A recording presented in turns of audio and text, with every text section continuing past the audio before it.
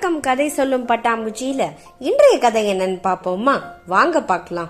காலத்தில் ஒரு காட்டில் ஒரு ஏரியின் ஓரத்தில் யானைகள் மற்றும் பிற விலங்குகள் கூட்டமாக வாழ்ந்து வந்தது.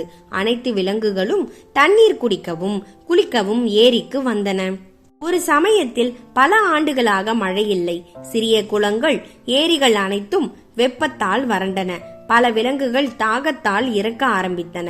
தண்ணீர் கிடைக்காவிட்டால் தாகத்தால் பல யானைகள் இறந்துவிடும் என்று யானைகள் கவலை அடைந்தன. அவர்கள் தங்கள் அரசனிடம் சென்று, அரசே, கூடிய விரைவில் தண்ணீரை கண்டுபிடிக்க வேண்டும். ஆனால் நாம் எங்கு செல்வது? அரச யானை அவர்களை அருகில் உள்ள வேறு இடத்திற்கு செல்ல அறிவுறுத்தியது. யானைகள் எல்லா திசைகளிலும் தண்ணீரை தேடியது. அதிர்ஷ்டவசமாக அவற்றில் ஒன்று தொலைவில் உள்ள மற்றொரு காட்டில் தண்ணீர் நிறைந்த ஒரு பெரிய ஏரியை கண்டது. யானை அனைத்து யானைகளையும் புதிதாக காணப்படும் ஏரியை நோக்கி நகரச் சென்றது. ஏரிக்கு செல்லும் வழியில் பல சிறிய முயல்கள் துளைகள் இருந்தன. ஆயிரக்கணக்கான முயல்கள் தங்கள் கனமான காலடிகளில் மிதிப்பட்டதை யானைகள் உணரவில்லை. முயல்கள் கவலை அடைந்தன. விரைவில் முயல்களின் ராஜா ஒரு கூட்டத்தை அழைத்தார். அவர் முயல்களிடம், தினமும் வலிமை மிக்க யானைகளின் கூட்டம் நம் வீடுகளின் வழியாக செல்கின்றது. அவை நம் நண்பர்கள் பலரை கொன்றுள்ளன. வருங்காலத்தில் இனி உயிரிழப்புகள் ஏற்படாமல் இருக்க நாம் ஏதாவது ஒரு தீர்வை சிந்திக்க வேண்டும் என்று கூறினார்.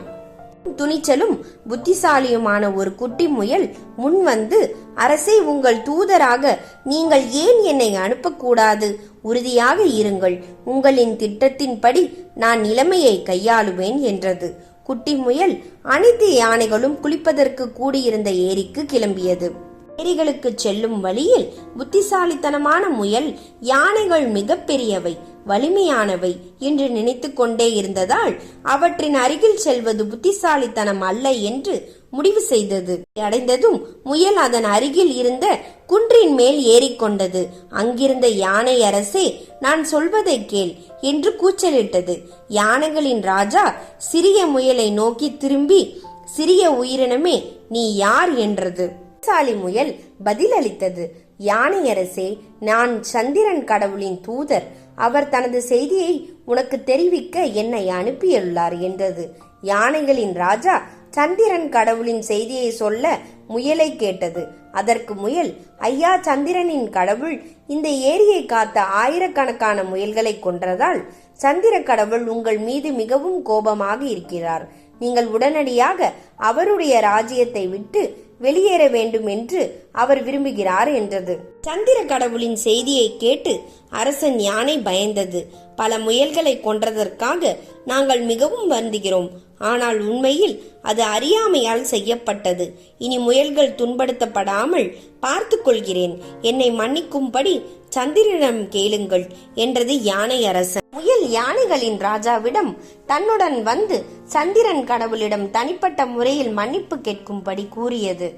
யானைகளின் ராஜா அவ்வாறு செய்ய ஒப்புக்கொண்டார். இரவு புத்திசாலி முயல் அவரை ஏரிக்கு அழைத்து சென்றது. ஏரியின் அமைதியான நீரில் சந்திரன் பிரதிபலிப்பை காண முடிந்தது. யானைகளின் அரசன் சந்திரனை வணங்கி மன்னிப்பு கேட்டது.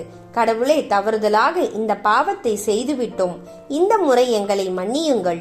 நாங்கள் மீண்டும் இங்கு வரமாட்டோம் என்று உறுதியளிக்கிறோம் என்றது யானைகளின் ராஜா. மற்ற யானைகளுடன் உடனடியாக அந்த இடத்தை விட்டு வெளியேறியது. முயல்கள் அங்கு எப்போதும் போல் மகிழ்ச்சியாகவும் அமைதியாகவும் வாழ்ந்தன. இந்த கதையின் நீதி என்னவென்றால், புத்திசாலித்தனம் இருந்தால் மிகவும் சக்தி வாய்ந்த எதிரியை கூட வெல்ல முடியும். இது போல சுவாரஸ்யமான கதைகள்லாம் நீங்க கேட்கணும்னா மறக்காம கதை சொல்லும் பட்டாம்பூச்சியை பாருங்க. நன்றி, வணக்கம்.